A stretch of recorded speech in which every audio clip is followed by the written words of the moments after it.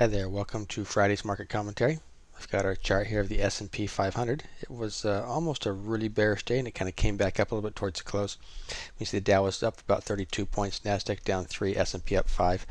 But you see we had some heavy selling. We broke this nice uptrend here on Thursday. So you can see right in here on Thursday we broke that nice little uptrend. We had a big red candlestick right here to the downside. At the same time our MACDs just turned negative. Market's looking really bearish. And then Friday we opened up and we sold off a little bit here on Friday, and we came back up to the close here and closed near the high on Friday.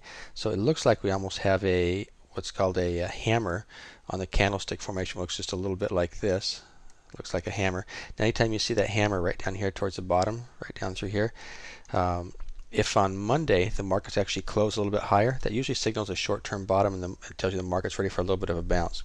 But I do have to say that I'm still a little bit bearish on the markets here. I don't think all the bad news has played out. We have had a pretty good drop. We were right here at this resistance here at this 1300 level. So we've had a pretty good drop. We hit 1300 and then down through here on the lows of the day about around 12:15 or so. So we had a good 85-point drop here in just the last 4 trading days. That's some pretty heavy selling. So we are bound for a little bit of an oversold drop.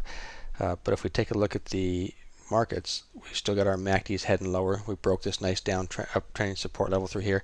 So it looks like the markets are ready to start to go into more of a downtrend, maybe down to about this 1200 level right through here. So short term, even though we might have a little oversold bounce early next week, I'm still bearish on the markets and expect us to sell right back off again.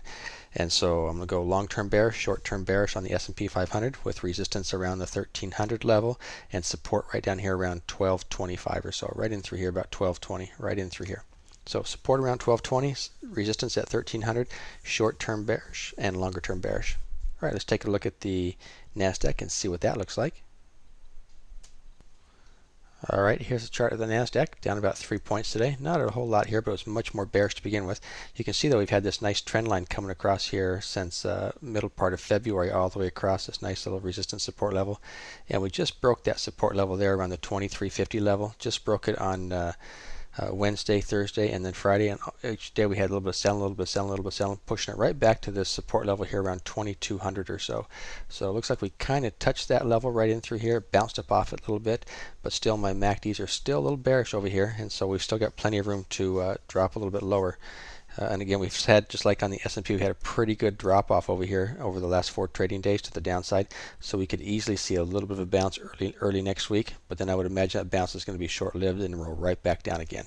So I'm going to go with short-term bearish on the Nasdaq, and longer-term still a little bit neutral as we're kind of trading this price range right in through here.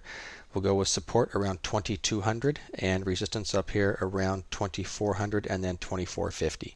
Right now it looks like support's around 2200 on the Nasdaq. Short-term bearish, longer-term neutral. I hope that helps. Keep an eye on news. News has a tendency to change everything in the market, and I wish you the best.